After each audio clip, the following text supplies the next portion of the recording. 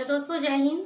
आज हम NCERT class 8 के हमारे अतीत बुक से चैप्टर जो है महिलाएं, जाति और सुधार के बारे में पढ़ने जा रहे हैं। तो देखिए, उन दिनों जो महिलाओं की स्थिति थी, जो जाति की स्थिति थी, जो निम्न जाति के लोगों के साथ जो बर्ताव किया जाता था और जो लड़कियों के साथ उनकी शिक्षा पर रोक, विधवा पुनर्विवाह पर रोक और सती प्रथा का जो जोरों शोरों से चल रहा था, उससे रिलेटेड इस पार्ट में बहुत बेहतर तरीके से समझाया गया है। तो हम वहाँ पे देखते हैं कि उन दिनों जो लड़कियों की स्थिति थी वो कैसी थी, लोग लड़कियों के बारे में किस तरह की थिंक रखते थे, सोचते क्या थे उनके बारे में। तो देखिए, सती समर्थक जो लोग थे, जिन लोगों को लगता था कि औरतों को सती हो जाना ही चाहिए क्योंकि और उनके अनुसार औरतें कम समझदार थी, वो सोचते थे कि औरतें कम समझदार होती हैं, बिना दृढ़ संकल्प की होती हैं औरतें और भरोसे के योग्य नहीं होती हैं। उन दिनों लोगों की धारणाएं यही थी और उनको ये लगता था कि पति की मृत्यु के बाद औरतों को जीने का कोई अधिकार नहीं है। उनको उनके पति के साथ खुद ही मतलब सती हो जाना चाहिए, जल जाना चाहिए, जिंदा ही जल जाना चाहिए। लेकिन अगर कुछ लड़कियां आग के डर से या मतलब कि अपने जीवन को जीने के लिए वहां से अगर भाग जाती थी, वो वहां से भाग न जाए, वैसे ही लड़कियां बैठ जाया करती होंगी उस टाइम पे, लेकिन वो भाग न जाए इसलिए उनको पकड़ के चिता में लकड़ियों से कसकर बांध दिया जाता था। ये तो उन लोगों की धारणाएं थी, वो लोग इस तरह का बर्ताव लड़कियों के साथ किया करते थे, महिलाओं के साथ इस तरह का दुर्व्यवहार किया जाता था। जो सती समर्थक लोगों थे उन लोगों की यही धारणाएं थी। इसी धारणाओं के आधार पर वे लड़कियों के साथ, औरतों के साथ, महिलाओं के साथ इस तरह का बर्ताव किया करते थे। तो देखिए, जो सती विरोधी कुछ लोग ऐसे भी थे जो सती प्रथा का विरोध किया करते थे। तो वो उनकी क्या धारणाएं थी? सती विरोधी लोगों की धारणाएं ये थी कि महिलाओं को क्षमता प्रदर्शन का मौका ही कब दिया गया, मतलब कि महिलाओं को आपने कब मौका ही दिया कि वे समझदारी दिखा सके, कब उनको अपने दृढ़ संकल्प बनने का मतलब अवसर ही नहीं दिया गया, उनको उन पर कभी भरोसा ही नहीं किया गया। तो फिर वो किस तरह से अपना प्रदर्शन करके लोगों को दिखाएंगी कि वो भी मतलब कि दृढ़ संकल्प वाली होती हैं, वो भी कुछ करने योग्य होती हैं। तो महिलाओं को कभी मौका नहीं दिया गया, ये उनका सवाल था। और दूसरा उनको यह था कि शिक्षा ग्रहण करने का अवसर भी तो नहीं दिया गया उनको। अगर महिलाओं को शिक्षा ग्रहण करने का अवसर दिया जाए और तब भी वो शिक्षा ग्रहण ना करें और तब भी वो गलत मार्ग पर जाएं या फिर उनमें क्षमता ही ना रहे शिक्षा को ग्रहण करने का, तब आप उनको जज कर सकते हैं कि उनमें मतलब समझदारी कम है। बिना उनको शिक्षा ग्रहण करने का अवसर दिए आप कैसे किसी को जज कर सकते हैं? ऐसा इन सती विरोधी लोगों का जो कुछ लोग समर्थक थे, मतलब जो विरोधी थे, उनका जो राय यही थी। तो देखते हैं उस टाइम पर देखते हैं कि जाति और समाज सुधारक में निम्न जाति के लोगों के पास क्या क्या पाबंदियां थी। निम्न जाति के लोगों को जाति व्यवस्था भी बनाई थी उच्च जाति के लोगों ने, जिनको लगता था कि हम उच्च हैं और बाकी जो छोटे काम करने वाले लोग हैं वो निम्न जाति के हैं।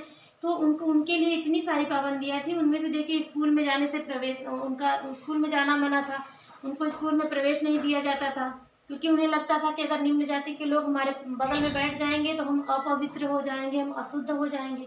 दूसरा था कि वे मंदिर में भी नहीं जा सकते क्योंकि मंदिर में अगर चले गए निम्न जाति के लोग तो पूरा मंदिर अशुद्ध हो जाएगा।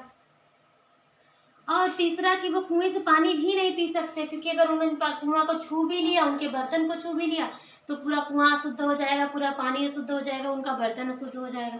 और था कि अछूत, इनके छूने मात्र से उच्च जाति के लोग मतलब कि अपवित्र हो जाते थे। यानी कि पावरफुल कौन हुआ? पावरफुल तो वो लोग हुए ना जो जिनको आप निम्न जाति का कह रहे हैं कि उनके छूने मात्र से आप अपवित्र होते जा रहे हैं। अगर ऐसा है तो जो उच्च जाति के लोग हैं उनके छूने से निम्न जाति के लोग पवित्र हो जाते होंगे, तो आप छू छू करके निम्न जाति वालों को पवित्र बनाइए। तो ऐसा कुछ था नहीं वहाँ पे। लोग सोचते थे कि निम्न जाति के लोग जो हैं, जो छोटा काम करते हैं, वो लोग किसी को हम जैसे उच्च जाति वालों को छू लेंगे तो हम अपवित्र हो जाएंगे, इसलिए उनके लिए बहुत सारी पाबंदियां थी। अब देखिएगा, हम यहाँ पे सुधार के लिए जो प्रयास किए गए, महिलाओं की सुधार के लिए, जाति की सुधार के लिए बहुत सारे प्रयास किए गए उस समय पे। तो उसमें से प्रमुख थे विधवा पुनर्विवाह। अभी हम नेक्स्ट देखने वाले हैं। उसके बाद सती प्रथा का अंत किया गया। कुछ सती विरोधी लोगों ने सती प्रथा का अंत किया। महिला शिक्षा पर जोर दिया गया, बाल विवाह पर रोक लगाया गया और जाति समानता का समर्थन किया गया कि कोई भी निम्न या उच्च जाति का नहीं होता, इंसान अपने कर्मों से बड़ा या छोटा होता है। तो आप इसे नोट कर लीजिए। अगली क्लास हम अगले टॉपिक को हम देखते हैं। नोट करना चाहे तो नोट कर सकते हैं।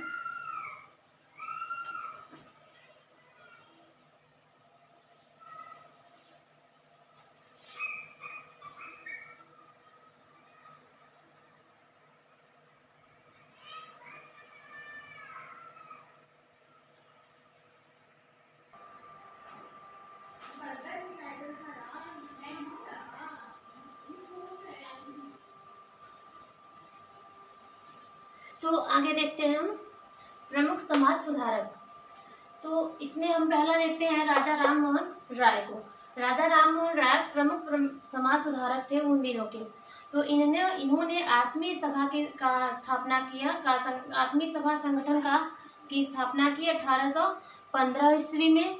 उसके बाद इन्होंने वेदांत कॉलेज की स्थापना की 1825 ईस्वी में। उसके बाद इन्होंने ब्रह्म समाज की स्थापना की 1828 ईस्वी में। उसके बाद 1829 में सती प्रथा पर रोक लगाई इन्होंने। यह इतना ध्यान दीजिएगा कि राजा राम मोहन राय ने जितने भी कार्य किए हैं सब उन्होंने कोलकाता में ही किए हैं।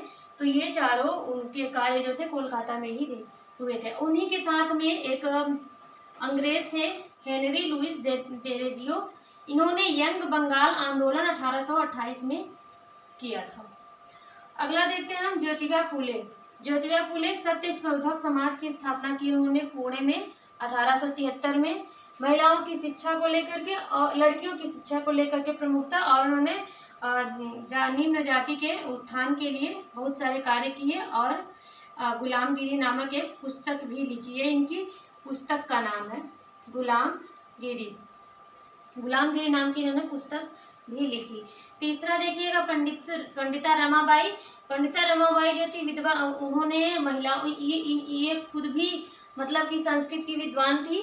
और इन्होंने पुणे में विधवा गृह की स्थापना की, जहाँ पर जो महिलाएं अपने ससुराल में पीड़ित होती थी, जिनके साथ अत्याचार दुराचार किया जाता था, वे अपना घर छोड़कर वहाँ पे आकर के रहा करती थी और अपने जीवन यापन के लिए कुछ न कुछ कार्य किया करती थी, जिससे वो थोड़ी बहुत आमदनी करके अपना जीवन बिता लिया करती थी। तो पंडिता रमाबाई ने महिलाओं के लिए बहुत ही मतलब कि प्रयास किए थे।